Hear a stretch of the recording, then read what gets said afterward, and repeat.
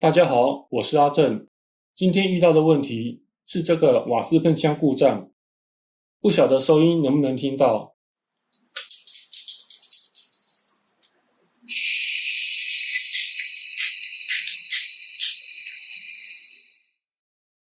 明明瓦斯还是很多，但就是点不着，换另一罐新的瓦斯也是一样，因此我就可以确定问题出在喷枪。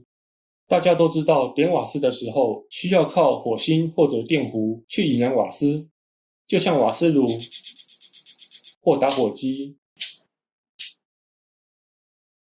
我们来观察一下，不管我怎么按，都没有电弧产生，所以故障的问题就锁定在点火机构上了。接下来把它拆开，看一下内部是否能找到原因。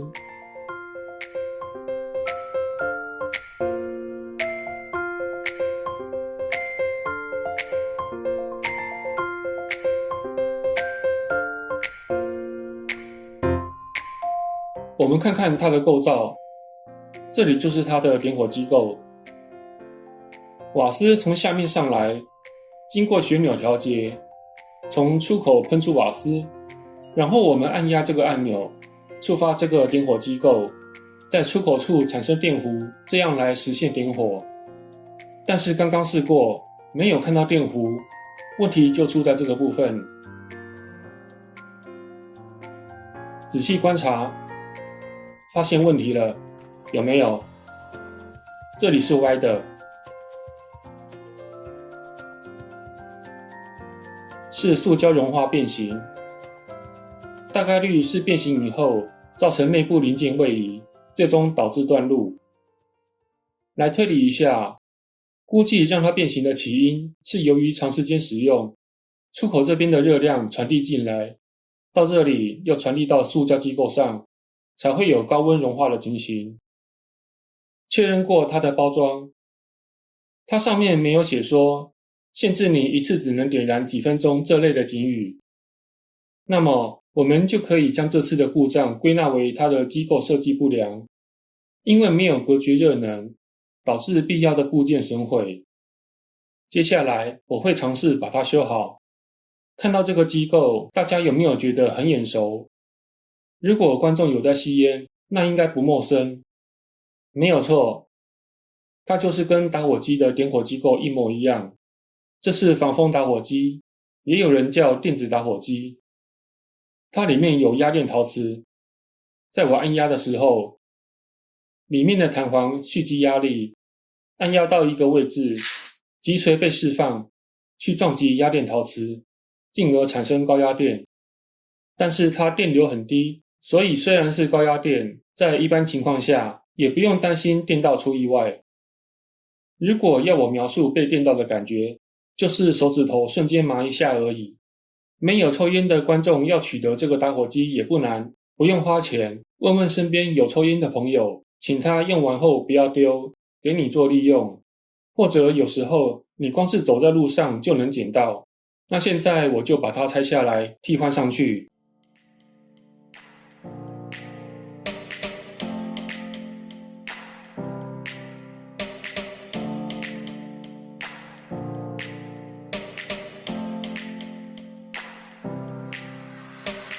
来比对看看，这两只外观基本上一样，所以替换上去应该没有问题。把坏的剪掉，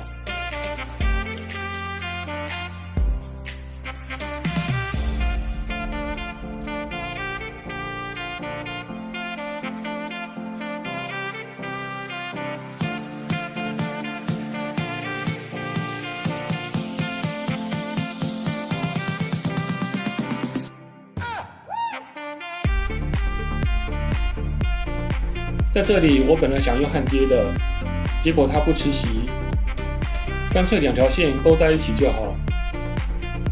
把线整理好就可以组装了。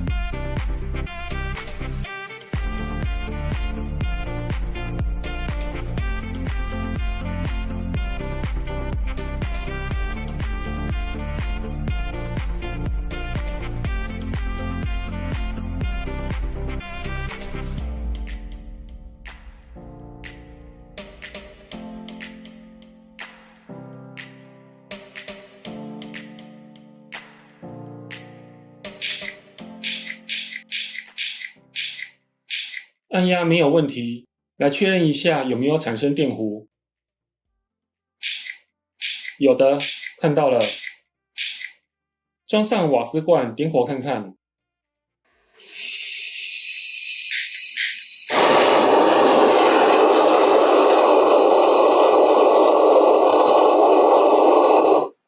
成功了。